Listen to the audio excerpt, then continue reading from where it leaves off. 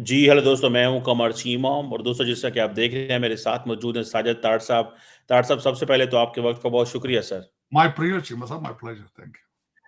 ताड़ साहब 2-3 बड़ी डेवलपमेंट्स हुई हैं। एक तो न्यूज़ीलैंड के वज़ीर-ए-आज़म का जो दौरा हुआ है भारत का, उसको बहुत सारे लोग इम्पोर्टेंस दे रहे हैं। सिर्फ़ $1.2 बिलियन ट्रेड है लेकिन इंडिया ने बहुत ज़्यादा उनको अहमियत दी है।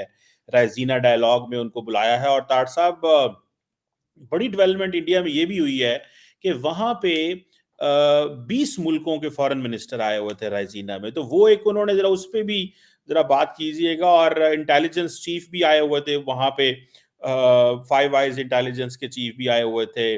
दूसरा तार साहब ये भी बताइएगा कि ये जो रशिया और यूक्रेन के हवाले से ट्रम्प साहब कर रहे हैं, आपको लग रहा है ये लॉजिकल कंक्लूजन पे चीज़ पहुँच जाएगी और ये नज़र आ रही है और सुनने में तो ये भी आज पता चला है कि ज़ल्मे खलीलज़ाद ने अफ़गान तालिबान से कुछ अमेरिकन जो थे वो रिलीज़ करवा लिए हैं। उस पे भी कमेंट कीजिएगा और तुलसी गैबर्ड के हवाले से बात कीजिएगा। तुलसी गैबर्ड को एक अनप्रेसिडेंटेड वेलकम जो है वो दिया गया है। How do you see these developments? और पाकिस्तान के वज़ीर-ए-आज़म और आर्मी चीफ की भी मोहम्मद बिन सलमान से अमेरिका में तारड़ साहब मुलाकात हुई है। इम्पोर्टेंट डेवलपमेंट है जिसमें फॉरेन मिनिस्टर नहीं बैठे हुए थे उस मुलाकात में, हालाँकि वो उस वक़्त मौजूद थे वहाँ पे सऊदी अरब के अंदर। आप इन मुलाकातों को कैसे देखते हैं? ये कैसे ये डेवलपमेंट्स को रीड करते हैं? चीमा साहब, दुनिया इस वक्त कंफ्यूजन, केओस और इन चीजों का शिकार है वेस्टर्न सिविलाइजेशन के हवाले से। भारत खैर डिप्लोमेटिक अपने एक्सट्रीम पर है, देखा जाए तो। मैं एक एट ए टाइम 20 कंट्रीज के एनएसएस वहां पे इकट्ठे होने और उसके बाद रेसिना हिल्स जो डायलॉग है उसका होना। इस वक्त अगर देखा जाए तो मैं सारा आपके सामने मंजरनामा पेश करता हूं कि इस वक्त क्या हो रहा है। भारत अपनी किस तरीके से डिप्लोमेसी को नेक्स्ट लेवल पे लेके जा रहा है, अपने आप को इम्पार्शल रखने की कोशिश कर रहा है, रशिया के साथ भी इन्वॉल्वमेंट रखना चाहता है, चाइना के साथ भी चीजें अपने बॉर्डर रिजॉल्व कर रहा है। और इस सर्कमस्टांसेस में दूसरी दुनिया के अंदर क्या पक रहा है। सबसे पहले तो आपको मैं चीमा साहब बताना चाहूंगा, रैसना डायलॉग जो है, एक तो ये नाम कहां से आया है। रैसना हिल्स है वहां पे जहां गवर्नमेंट की सारी मशीनरी है दिल्ली में। मुझे कई दफा जाने का इत्तेफाक हुआ। पार्लियामेंट वहां पे है, सुप्रीम कोर्ट है और राष्ट्रपति भवन भी वहां पे मौजूद है। इस वजह से रैसना डायलॉग उनका ट्रेडमार्क है भारत का। मैं समझता हूँ कि डिप्लोमेसी के हवाले से, नेटवर्किंग के हवाले से उनकी बड़ी सक्सेस है।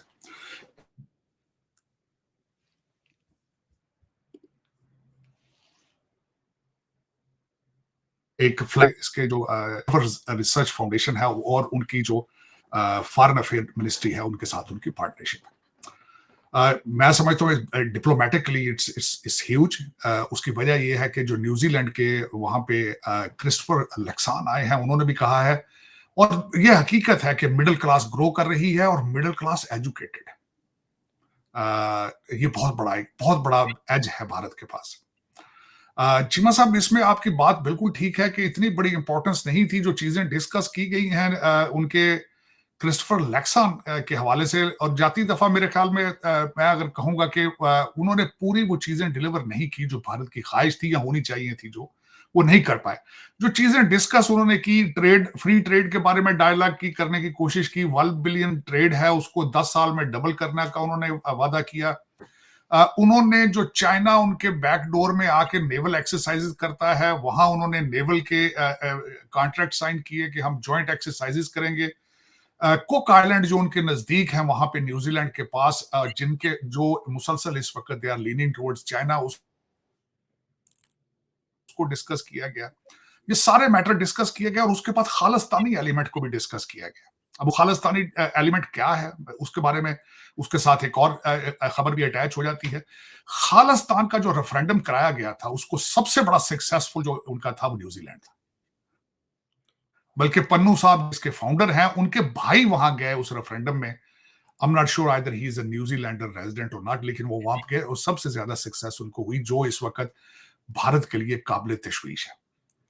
उस हवाले से जब डायलॉग किया गया तो वो जिस तरह की यूरोपियन माइंडसेट होता है कि अपनी मर्जी से जहां भी फ्रीडम ऑफ स्पीच को इस्तेमाल करना हो कर लिया, जब जिस जिस तरफ जाने को ह्यूमन राइट्स को इस्तेमाल कर लिया, उसी तरह का डिप्लोमेटिक आंसर देकर जो हमारे भाईजान लक्सान है वो पतली गली से वहां से निकल गए हैं कि ये उनका जी फ्रीडम ऑफ एक्सप्रेशन है। उनको ये, मैं यहाँ पे आपको ये भी अर्ज करना चाहूंगा चीमा साहब, इस्लामोफोबिया को अगर डिस्कस किया जाए तो आपको याद होगा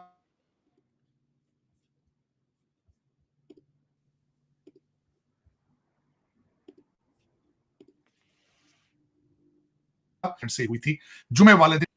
तो ये एक न्यूजीलैंड का, मैं समझता हूं कि मैं इस पे इतना फ्रीडम ऑफ स्पीच को इस लेवल तक नहीं ले जाना चाहिए कि जहां लोगों के जज्बात मजरूह हों, लोगों के रिलीजियस, अगर फ्रीडम ऑफ स्पीच है तो फ्रीडम ऑफ रिलीजन भी तो है ना। मेरा मकसद उसको भी, इनके दरमियान एक फाइन बैलेंस होता है, उसको करना चाहिए, लेकिन वो डिलीवर नहीं कर पाए क्रिस्टोफर क्रिस्टोफर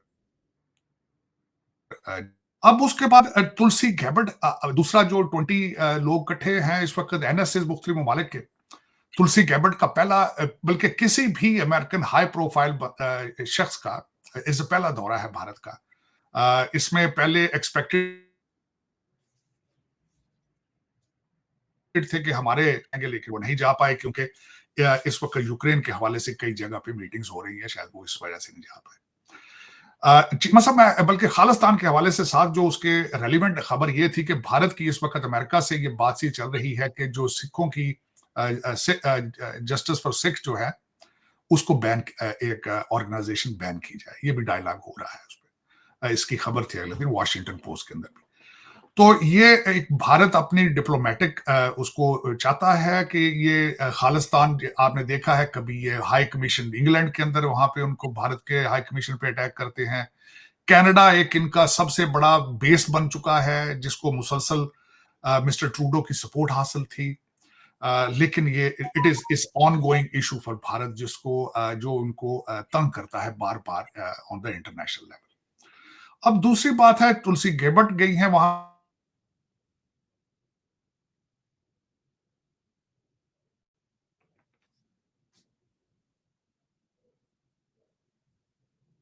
पे इसके बारे में कि we are better choice in that region against China. अब वो किस हद में कामयाब होता है?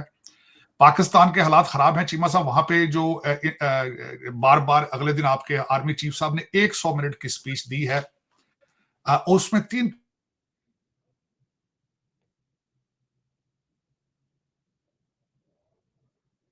कंट्रीज का उन्होंने नाम लिया है कि खुरासान, ये कोई मामूली बात नहीं है। दूसरा, हमारे जो एक पार्टी है जो अब मजहबी पार्टी बन चुकी है, पीटीआई, उनके चीफ मिनिस्टर ने तो कल खैर एक इंटरव्यू के अंदर, मैं कहता हूं एक्सट्रीम पर चले गए हैं वो। एक तो मुर्शिद पाक ने जेल से कहा है कि तालिबान अफगानिस्तान हमारा दोस्त कंट्री है। पता नहीं वो कौन सी दुनिया में रहते हैं, जिनात के साथ डायलॉग करते हैं या फिर वो पाकिस्तानी लोगों के साथ डायलॉग करना चाहते हैं कि हालांकि फ्रेंडली कंट्रीज 57 अटैक नहीं करते 48 घंटों में। केपीके के जो वजीर आजम हैं उनके ऊपर तलाल चौधरी साहब हैं, एक आपके एमएनए, उन्होंने असेंबली के अंदर खड़े होकर कहा है कि इसने अपनी पुलिस को मना कर दिया है कि आपने दहशतगर्दों को नहीं रोकना। फिर इसी बंदे ने, वो जो गंडापुर साहब हैं, उन्होंने कहा है कि टीटीपी के तकरीबन 11,000 लोग टीटीपी के मौजूद हैं इस वक्त केपीके के अंदर।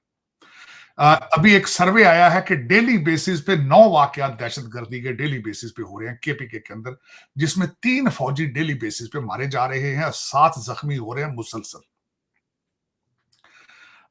दूसरा, वहां पे जो लोगों की ओपिनियन चेंज हो रही है। 2 वाकयात हैं, एक वादी तीरा के अंदर एक फौजी छुट्टी पर था जिसको टीटीपी ने किडनैप करने की कोशिश की है। वहां पे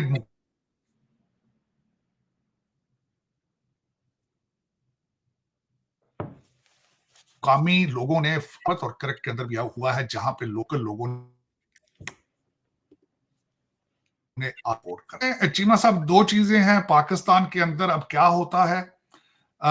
इन्होंने जो जो तहलका मचाया है गंडापुर साहब ने, जो कि अपने आप को महमूद गजनवी समझते हैं, उन्होंने कहा है कि ये हमने सियासत यहां करनी है, हमने इनके साथ रिलेशनशिप अपने खराब नहीं करने। मेरी समझ से बाहर है। इन्हीं की पार्टी के एमएनए खुद ये कह रहे हैं कि हमें भत्ते के लिए भी चिट्ठियां मिल रही हैं, टीटीपी वाले भत्ता मांग रहे हैं और हमें थ्रेट्स आ रही हैं। तो ये कहते हैं हमने उनके साथ मिलकर रहना है। बल्कि इन्होंने अगले दिन एक और स्टेटमेंट भी दी है जो बहुत खतरनाक है। इन्होंने कहा कि अफगानियों को पाकिस्तान की सिटीजनशिप दी जाए। मेरी हम्बल रिक्वेस्ट है कि आप हमें माफी दें, पाकिस्तानीज को, आप अफगानिस्तान शिफ्ट हो जाए, ये बहुत आसान होगा। जाती दफा पीरनिया भी ले जाएं यहां से, और मुर्शद पाक को भी साथ ले जाएं, जो इस्लामिक टच देते अब अमीरुल मोमिनीन बन चुके हैं। हमें ऐसे ऐसे इसके लिए आसान लफ्जों में कहते हैं, ऐसी मोहब्बत से हम चले जाएं, बिछड़े हुए भाई मिल जाएं वहां पे जाके, और हैप्पीली लिव करें वहां पे फॉरएवर। चीमा साहब, उसके बाद अब दुनिया का नक्शा, तीन तीन बड़ी जंगें जो है वो पक रही हैं। अमेरिका अभी तक कामयाब किसी भी अपनी पॉलिसी में नहीं हुआ, अफसोस की बात है। अब प्रो डोनाल्ड ट्रंप साहब को अभी नहीं मिली। एक जंग बंद कराते हैं, दूसरी छिड़ जाती है, दूसरी को बंद कराने की बात करते हैं, तीसरी छिड़ जाती है। इजराइल ने 480 के करीब लोगों को रमजान में जो है वो अंदर घुस के, और उनका इस वक्त ग्राउंड इन्वेजन भी शुरू हो चुकी है। दूसरा, हुतीज को मुसलसल डोनाल्ड ट्रंप साहब अटैक कर रहे हैं, अमेरिका डायरेक्ट अटैक कर रहा है। अटैक का फर्क यह है कि पहले जब भी अटैक किया जाता था एलाइज के साथ होते थे, इस वक्त अमेरिका अकेला अटैक कर रहा है। ईरान मुसलसल क्रिटिसाइज कर रहा है नेतन्याहू की स्टेटमेंट्स को, और नेतन्याहू अपनी पूरी कोशिश कर रहे हैं कि किसी तरीके से अमेरिका को घसीट कर इस जंग के अंदर लेके जाया जाए। वो अपनी पूरी कोशिश कर रहे हैं। अब ये एक फाइन लाइन है, अमेरिका वहां डायरेक्ट उस कॉन्फ्लिक्ट में फंसता है, क्या करता है। दो कंट्रीज जो हैं वो बिल्कुल इस चीज के खिलाफ हैं, जॉर्डन है और इजिप्ट है। बल्कि इजिप्ट ने थ्रेट कर रखा है कि वो अपना 1979 का एग्रीमेंट कॉन्ट्रैक्ट हो सकता है वो कैंसिल कर दें, जिस तरीके से इजराइल ने इसको वायलेट किया है, जंग बंदी को, सीज फायर को। अब दूसरी बात जो है इस वक्त हो रही है चीमा साहब, यूक्रेन के हवाले से। यूक्रेन के हवाले से मुसलसल अटैक कर रहा है रशिया, फुल फ्लैज वॉर है।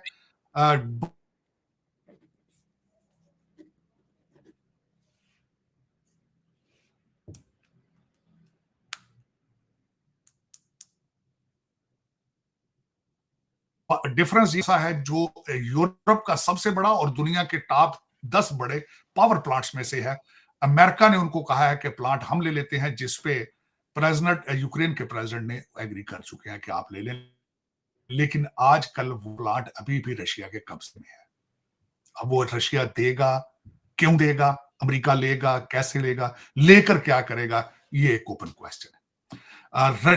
जद्दा के अंदर एक इनके अब दूसरे लेवल की, तीसरे टियर टाइप की मीटिंग शुरू होने वाली है, जिसमें जो डोनाल्ड पुतिन के एडवाइजर आएंगे, यहां से हमारे स्टीव विटकॉफ और मार्को रूबियो, ये सारे। डोनाल्ड ट्रंप साहब ने कल 1 घंटे की मीटिंग की है, टेलीफोनिक कॉल की है पुतिन से। उसके बाद बड़ा अच्छा एक उन्होंने ट्वीट किया है, उन्होंने कहा कि जी हमारी बड़ी अच्छी बात हुई है, we are on the same page. अब हमारा जो माइकल वॉल्ट्स और मार्को रूबियो इसकी सफाई करेंगे, जो हमने बात की, अगली स्टेटमेंट देंगे।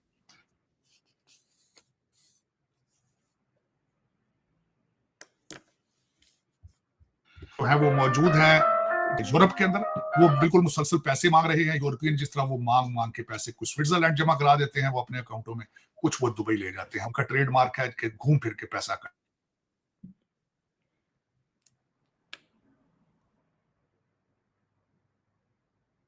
जिस तरह हमारे मुर्श घूम फिर के इसी तरह पैसे कर रहे हैं प्रोजेक्ट सऊदी अरेबिया, दुबई में और स्विट्जरलैंड में। तो ये हकीकत है। अमेरिका के अंदर हालात ये हैं, डोनाल्ड ट्रंप साहब ने भारत के खिलाफ एक और बयान डाल दिया कि भारत हमें टैक्सेस पे तंग करता है, टैक्स हमारे जो है वो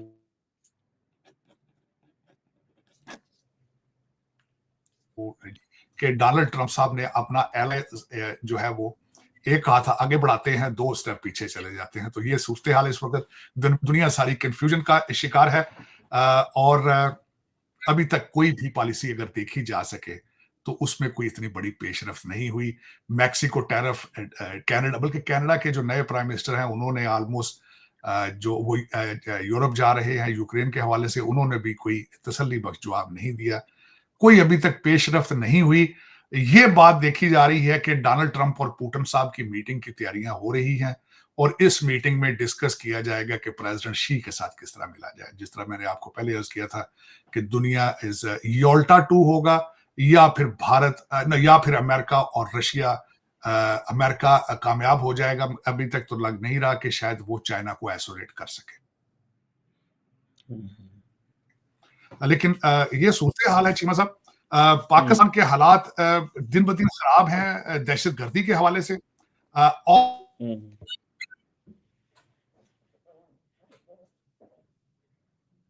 और जिस 7 लाख की फौज में से चंद लोगों को बगावत करनी चाहिए। तो ये अब हमारे जो चीफ साहब हैं उनका कहना कि वी आर नो लॉन्गर जो है वो दुनिया में सर्वाइव नहीं कर पाती।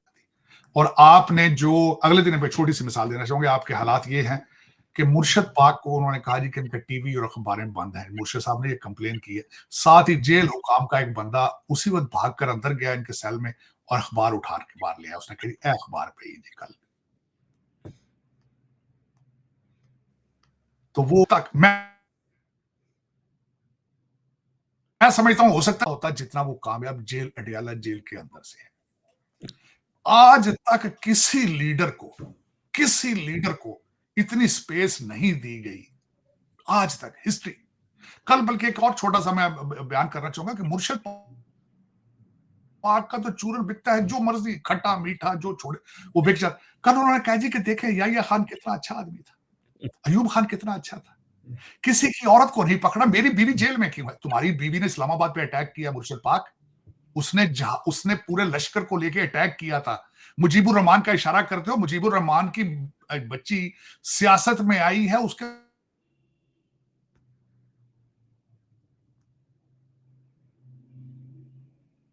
मरने के बाद।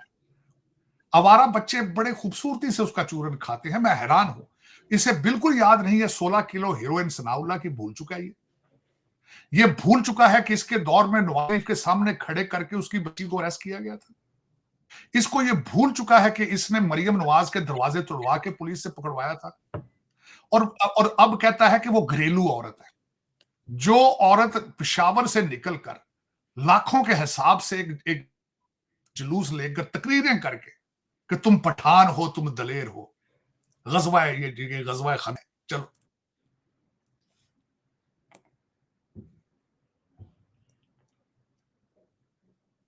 वाह भाई वाह, इस तरह बचाया नहीं जा सकेगा चीमा साहब। इसकी 2 औरतें हैं, हलीमा खान डेली बेस पे जेल के सामने खड़ी होकर सियासी तकरीरें करती है। घरेलू औरतें ये करती तकरीरें चीमा साहब। बल्कि कल एक और इन्वेस्टिगेशन के पता चल चुका है कि ये यहां से ट्वीट बार खुद भेजती है, जो माई हलीमा है ये खुद सिग्नल भेजती है, बाहर से ट्वीट होती है। तो ये कहता है घरेलू औरतें ने, घरेलू औरतें 5-5 बच्चों को छोड़ के भाग जाती हैं अपने आशिकों के साथ। चीमा साहब कैसी है? पता नहीं आप लोगों को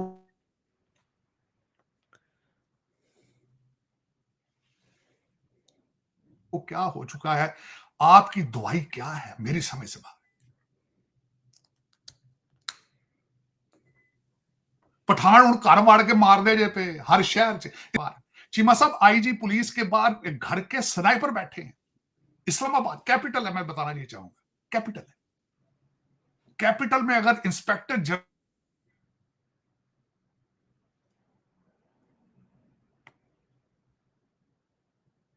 आप फिर अच्छा फिर देखें देखें लोगों को भी शर्म नहीं आती उसको सपोर्ट करते हुए। कहना जी मुझे पेरोल पे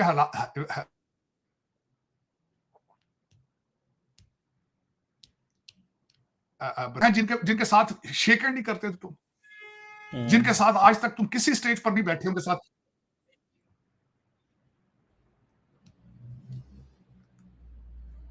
आज आप कहते हो मुझे भाई किस तरह ठीक होगी। मैंने तो कई दफा मशवरा दिया, ये सियासत से चेंज होकर किसी और ये जा चुका है, कल्ट बन चुका है, ये हमारी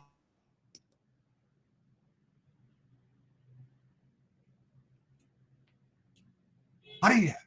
अभी वही बैठे, फैज हमीद भी वही है, बाजवा साहब भी वही है, सारे वही हैं जिन्होंने इनको बनाया था। ये कौम के गढ़ तुम पाए लाओ, कौम के गढ़ो भी उड़े। चीमा साहब अब ये बताएं, जब उनका एक बंदा कह रहा है कि 7 लाख लोगों में से बगावत करें और वो डेली बेस पे 7 लाख लोगों का गिरबान पकड़ता है अडयाला जेल में, 7 लाख लोग पता नहीं को मेरी समझ से बाहर। और फिर वो गुड टू सी वाले आज थोड़े जज ने। चीमा साहब एक और बात करें आज, बल्कि मैं सॉरी एक और टॉपिक पे मैं जो मिस कर गया हूं, बहुत बड़ा टॉपिक था। यहाँ पे एक स्टेट डिपार्टमेंट की हर थर्सडे को जो ब्रीफिंग होती है उसमें एक और सियासी वर्कर पीटीआई फिर क्वेश्चन किया है और उसने फिर थप्पड़ मारा है वापस, फिर थप्पड़ मारा है, उसने कहा चुप चुप करो, इट्स नॉट आवर। चार लोग हैं, इनकी बीमारी एक समझ नहीं आती, जर्नलिस्ट और सियासी वर्कर में तमीज ही नहीं रह चुकी। देखें ना, जर्नलिज्म की डेफिनेशन तो डिफाइन इनसे कराएं। सियासी वर्कर के हाथ में माइक आ जाए तो वो जर्नलिस्ट बन जाता है, हाउ? लेकिन आज चीमा साहब उन्होंने खूबसूरत जवाब दिया है, बल्कि मैंने उस पर ट्वीट भी किया है। इनको चाहिए किसी और कंट्री को देखें, किसी और ट्रक की बत्ती के पीछे इन बच्चों को लगाएं, ये आवारा बच्चे, और खुदारा कोशिश ना करें कि डोनाल्ड ट्रंप के खिलाफ आप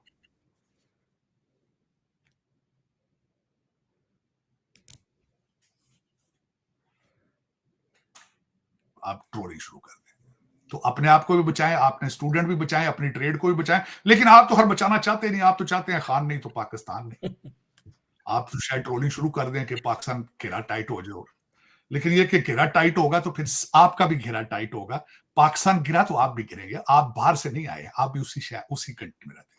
लेकिन फौज की जिम्मेदारी है, मैं समझता हूँ इस वक्त के पाकिस्तान को बचाया जाए, और बचा रही है। रोजाना जिस फौज के रोजाना डेली बेस पे 3 फौजी मारे जा रहे हैं चीमा साहब यूनिफॉर्म में, 7 जख्मी हो रहे हैं, कुर्बानी तो वो दे रहे हैं और हमेशा देते हैं, हमेशा देते हैं। किसी सैलाब हो तब भी कुर्बानी देते हैं, जलजला आए तब भी कुर्बानियां देते निकलते हैं। और इनके क्या है, इनके तो फिर इनके लौंडे लपाड़े सारे भाग के बाहर आ जाते हैं। वो जो व्हील चेयरों पे ऑक्सीजन लगा के फिरते थे, वो कॉमेडियन, वो जर्नलिस्ट कम है, कॉमेडियन ज्यादा है। वो फिर कारोबार डॉलर में पाउंडों में बन रहे हैं और करते रहेंगे, अफसोस के साथ है चीमा साहब। लेकिन कभी आपने सोचा है, आप लाहौर से 100 मील के फासले पे, जहां पे रैशनल डायलॉग हो रहा है, 100 मील के फासले पे दुनिया की 20 सुपर पावर्स के एनएसए बैठे बातें करें, लाहौर से 100 मील के फासले, और आप किस डायरेक्शन में हैं? आपके लिए दूसरी खबर देना चाहता हूं चीमा साहब। क्वेटा में से 4 दहशतगर्दों की डेड बॉडियां अस्पताल से चोरी हो गई। क्वेटा में 4 दहशतगर्द जो मारे गए थे, उनकी डेड बॉडियां भी उठा के ले गए। एक सूबे में से दहशतगर्दों की डेड बॉडियां निकल रही हैं, चोरी हो रही हैं। दूसरे सूबे का चीफ मिनिस्टर कहता है अपनी पुलिस को कि तुमने इनको हाथ नहीं लगाना, और कहता है इनको सिटीजनशिप दो। पता नहीं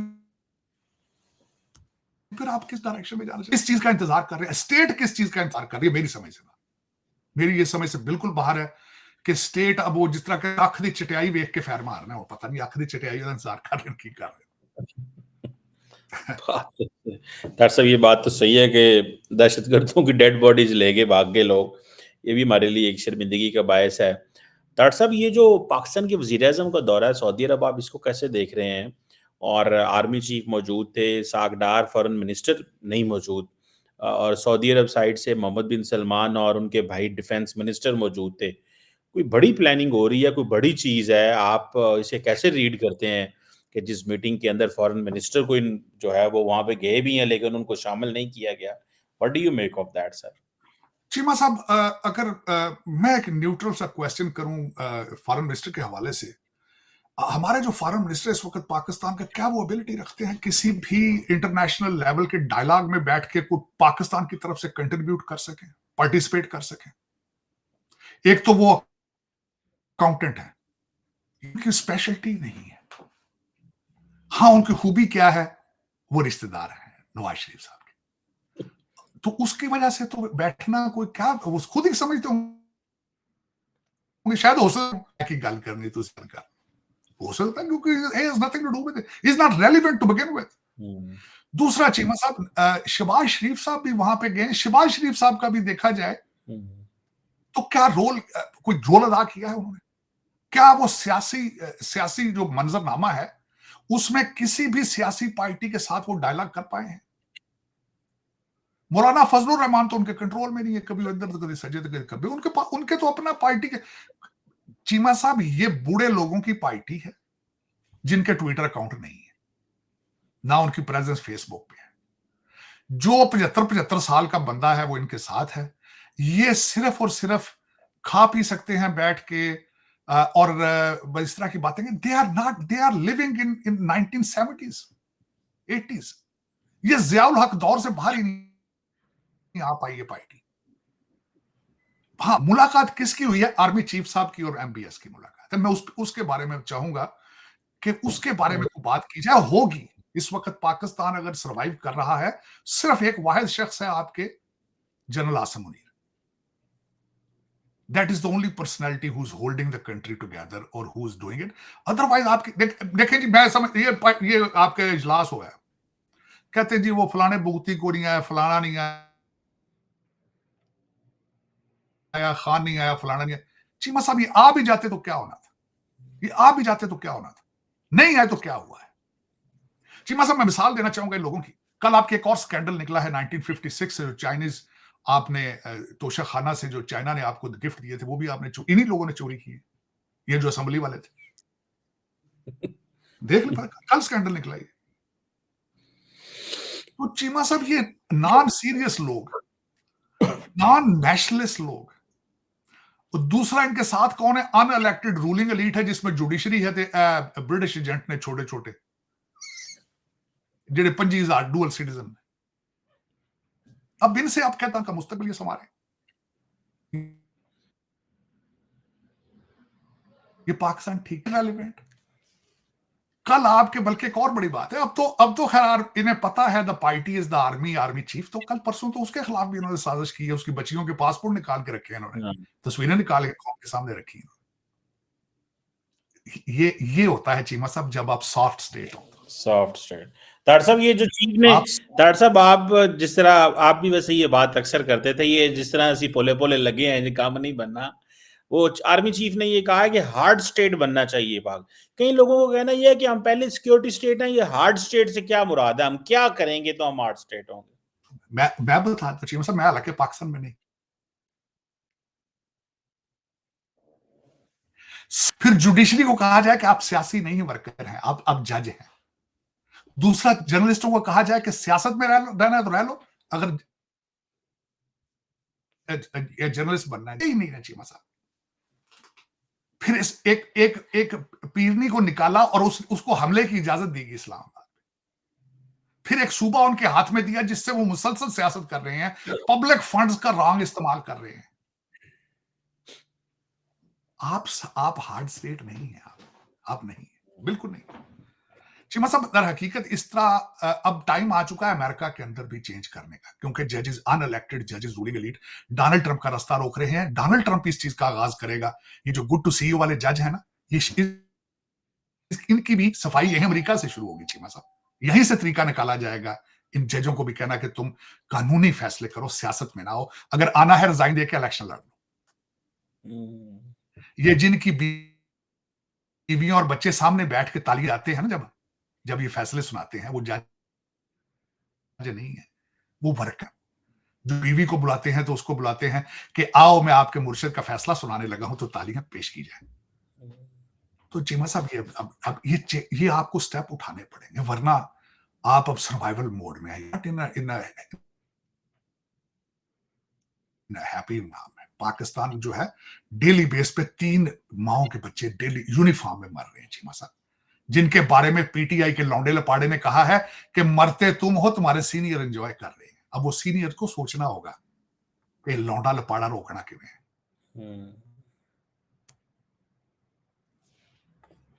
बात तो सही है, ये रोकना पड़ेगा, लेकिन अब देखते ही हैं कि ये जी जी डॉक्टर साहब बोलिए। नहीं चीमा साहब, मैं बस यही कह रहा था कि दुआएं खैर होनी चाहिए।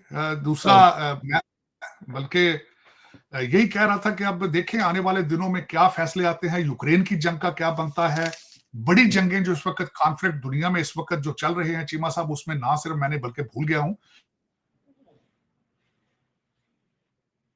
बल्कि चीमा साहब जो है वो मैदान जंग बनने वाला है। और तीसरी सबसे बड़ी बात यह है कि पुतिन ने अगले दिन सीरिया के जो इस नए हेड हैं उनको फोन किया है और अपनी सर्विसेज ऑफर की है। तो ये बिल्कुल दुनिया एक ऑलमोस्ट, जिस तरह मैं कहता था, थर्ड वर्ल्ड वॉर के धाने पे खड़ी है। डोनाल्ड ट्रंप साहब की पॉलिसीज भी अभी तक they are not seems like effective, but God knows, I mean, it's too early to say that. लेकिन Putin is flexing his muscles. और आखिरी बात ये ऐड करना चाहूंगा कि इस मुलाकात के अंदर जो पुतिन और डोनाल्ड ट्रंप का साहब की होगी, उसमें Putin will come as victorious, क्योंकि आखिरी मुलाकात अमेरिकन प्रेसिडेंट के साथ 2022 के अंदर बाबे बाइडेन के साथ हुई थी, और उसका रिजल्ट ये निकला था कि जाते ही यूक्रेन की जंग शुरू हो गई थी, और उस जंग में जो है वो रशिया जीता है। अमेरिकन सैंक्शंस जो है वो फेल हुई है। He is coming as victorious. Victorious इसलिए कि Ukraine is a bread basket of the world, सबसे ज्यादा गंदम वहां होती है। उसके रिवर पानियों के ऊपर भी वो कब्जा कर चुका है, दरिया के ऊपर, और ब्लैक सी में उसकी एक्सेस भी बंद कर रहा है। तो ही इज विक्टोरियस, और अमेरिकन सैंक्शंस जो है उसका कुछ भी नहीं बिगाड़ सकेंगे। बल्कि इस वक्त अमेरिकन बिजनेसमैन परेशान है चीमा साहब, बर्गर किंग और मैकडॉनल्ड और इस तरह की चीजें, कि हम रशिया में वापस जाएंगे, तो क्या वो आपको वापस आने देंगे? आपके पास उन्होंने अपने सब्स्टिट्यूट बना लिए चीमा साहब। ये एक बहुत बड़ा ये एक चीज है। दूसरी एक चीज मैं ये खासकर ये भी बताना, $300 बिलियन रशिया का यूरोपियन बैंकों ने सैंक्शंस के दौरान फ्रीज कर लिया था, जिनके इंटरेस्ट के बेस पे वो यूक्रेन की जंग को सपोर्ट करते रहे हैं। अगर ये चीजें खत्म होंगी, वो $300 बिलियन उनको वापस जाएगा, तो यूरोप की इकोनॉमी के क्या हालात होंगे? तो ये the world is very complicated at the moment. That's a one quick question. ये ट्रम्प साहब तो कहते थे मैं जंगें बंद करूंगा, उन्होंने होतीज पे हमले शुरू कर दिए। चीमा साहब, दर हकीकत वो दो सिग्नल देना चाहते थे हूथियों के हमले से। एक तो इजराइल को उन्होंने सिग्नल दिया है कि तुम मेरे बच्चे हो, मैं तुम्हें प्रोटेक्ट करता रहूंगा रिगार्डलेस हाउ, और दूसरा सिग्नल उन्होंने ईरान को दिया है कि आप टेबल पे नहीं आ रहे हैं। तो पता नहीं अब ये दोनों सिग्नल किस तरीके से कामयाब होते हैं या नहीं होते। नेतन्याहू के बारे में मेरी फीलिंग्स यही हैं कि वो अब जो है अमेरिका के लिए आहिस्ता आहिस्ता खतरनाक होते जा रहे हैं, क्योंकि wants to drag America in this conflict, और इस कॉन्फ्लिक्ट में दोबारा एंटर हुए तो अभी तक अफगानिस्तान के जख्म भरे नहीं हैं जो फाल ऑफ काबुल हुआ था। लेकिन देखें, बड़ी very complicated situation, is very complicated. बिल्कुल सही है, situation is very complicated. Thank you very much Sajid Tarar साहब sir, it's always pleasure talking to you sir. Thank आपका यू। बहुत शुक्रिया सर, थैंक यू।